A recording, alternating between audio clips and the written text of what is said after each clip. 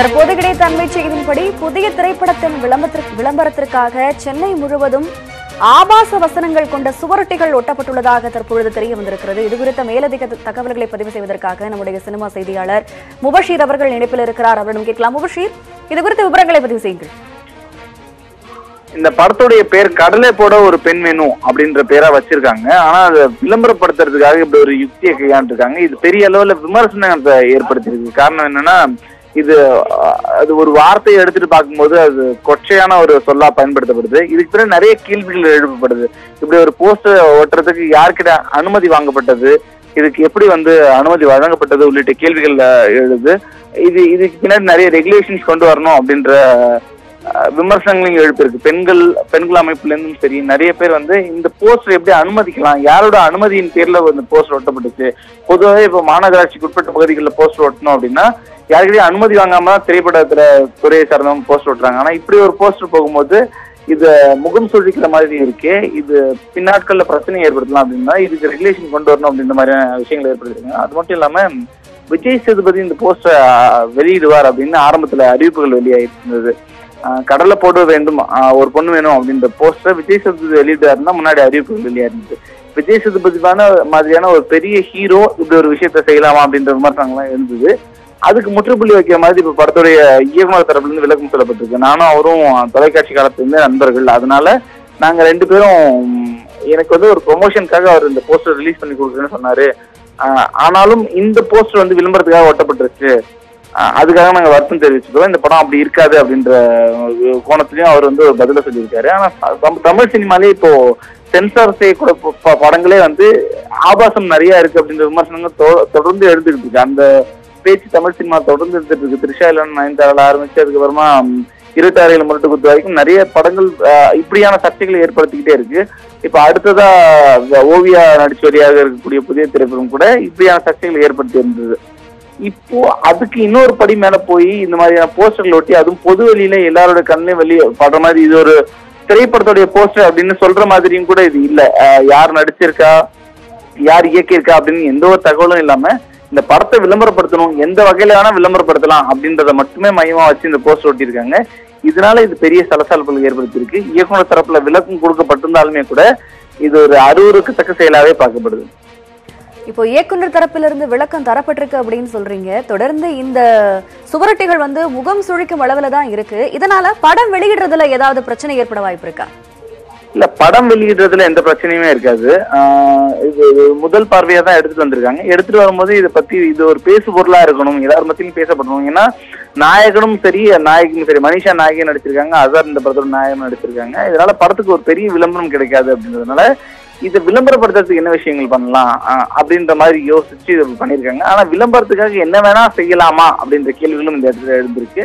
இன்னொன்னு, இந்த விளம்பரத்துக்கு யாரோட பெயர் பயன்படுத்தப்பட்டது, விஜய் சேதுபதியோட பெயர் தொடர்ந்து நடிகை லட்சுமி ராமகிருஷ்ணன் அவர்கள் இணைப்பில் இருக்கிறார். அவங்க கிட்ட கேட்கலாம். மேம், இப்பொழுது இந்த சுவரொட்டிகள் என்ன அப்படின்னு நீங்க பாத்திருக்கீங்க இல்லையா? இது குறித்து உங்களுடைய கருத்து என்ன? இல்ல, ரொம்ப பயமா இருக்கு, எங்க போயிட்டு இருக்குன்னு புரியல. இந்த மாதிரி விஷயங்கள் இன்னும் வக்கரத்தை தான் உருவாக்கிட்டு இருக்கு. ரொம்ப அவமானமா இருக்கு. அது ஜனரஞ்சகம் பேர்ல எவ்வளவுதான் நம்ம இந்த லைனை புஷ் பண்ணிட்டு இருக்கோம்.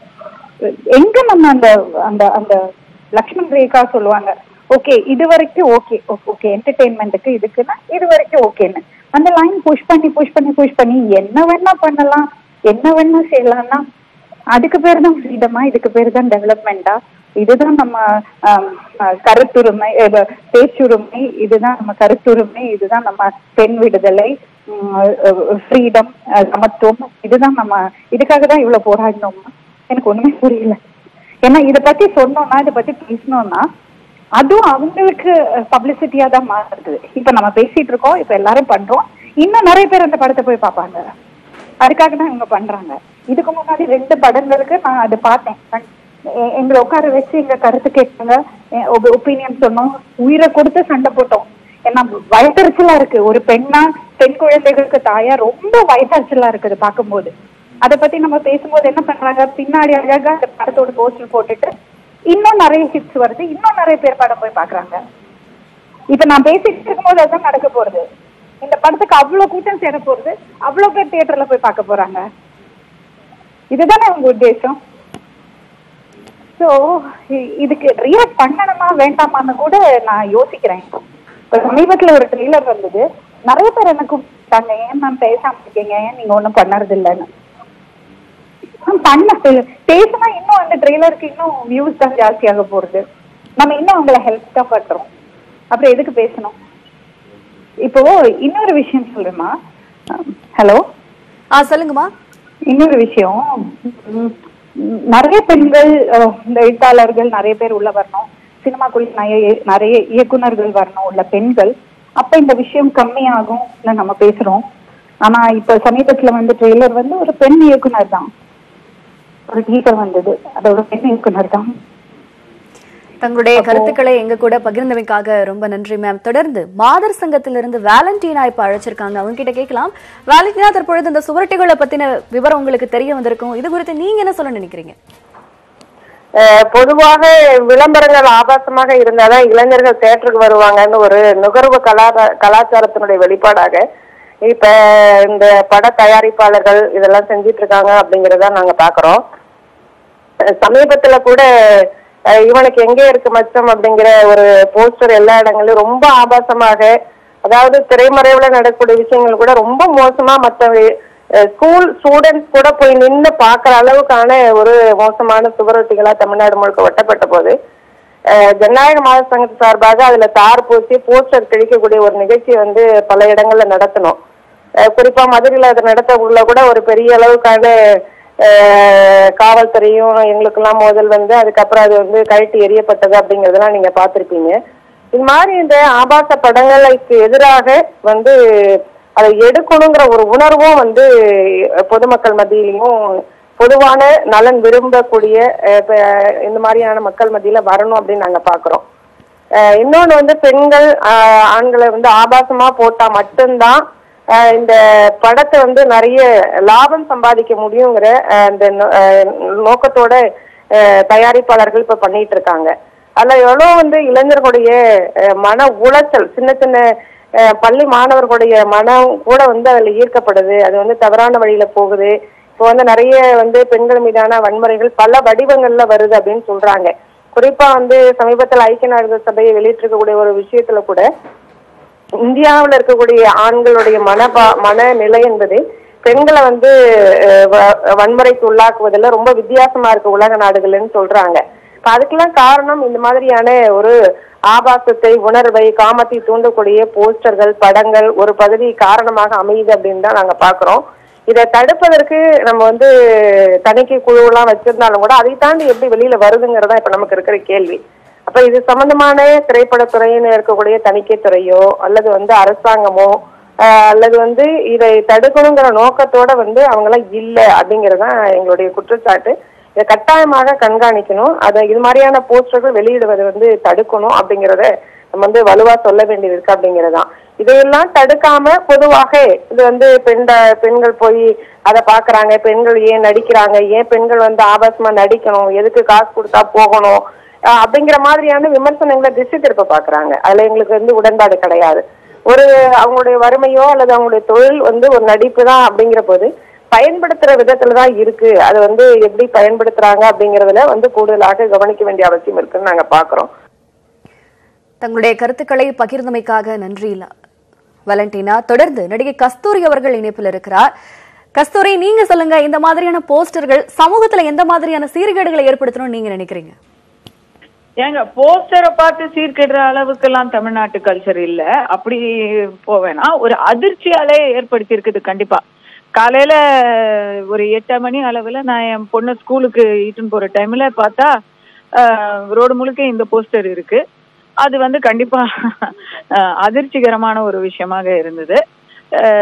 ஆனா ஏதோ ப்ரமோஷன் பண்றாங்க. நான் வந்து ரியல் எஸ்டேட் ஏதாவது விற்கிறாங்களா அப்படின்னு யோசிச்சுட்டு இருந்தேன். இப்போ அது படம் அப்படின்னு தெரிஞ்சு போச்சு. படத்துல இப்பதான் இந்த வருஷம் என்ன இருட்டு அறையில் முரட்டு குத்து, 90 மில்லிலிட்டர் இப்படி பல படங்கள் வர்றதுனால அந்த ட்ரெண்ட்ல அடுத்தது என்ன சொன்னா இன்னும் பரபரப்பாகும் அப்படிங்கிற ஒரு ரேஸ்ல ஓடிக்கிட்டு இருக்காங்கிறது நல்லா தெரியுது.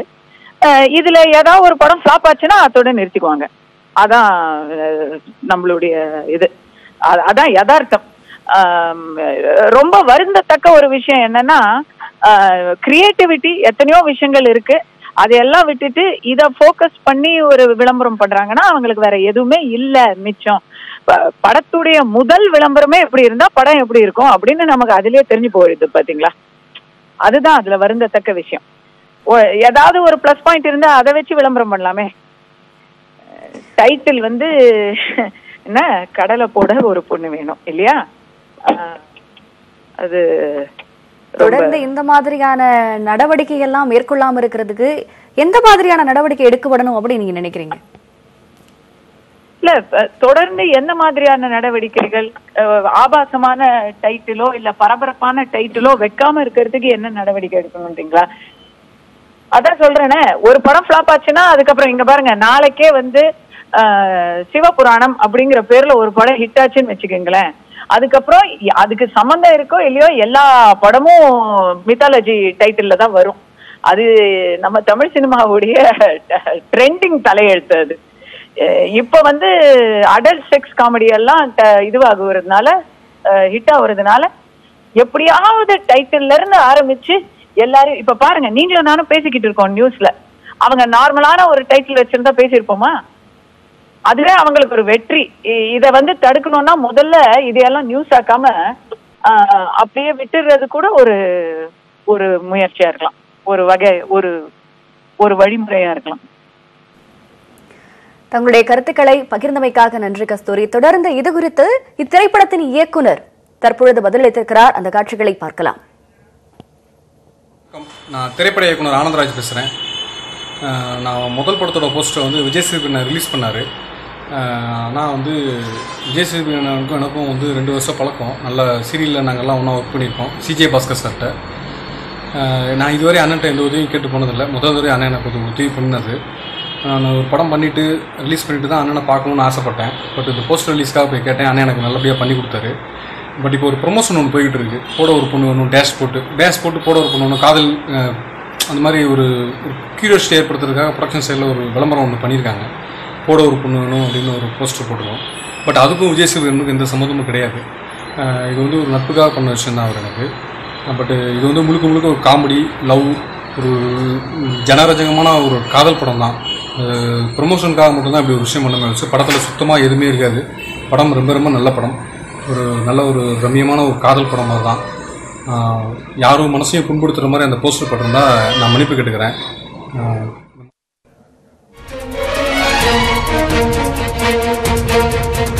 தற்பொழுது ஒரு படத்தை விளம்பரப்படுத்தும் நோக்கில் சென்னையில் இருக்கக்கூடிய சுவர்கள் எல்லாம் தற்பொழுது ஒரு சுவரொட்டி ஒட்டப்பட்டிருக்கிறது. அதில் இருக்கக்கூடிய ஆபாசமான வார்த்தைகள் முகத்தை சுழிக்கும் அளவில் தற்பொழுது இருக்கிறது. இது குறித்த செய்தி தான் தற்பொழுது பார்த்தோம்.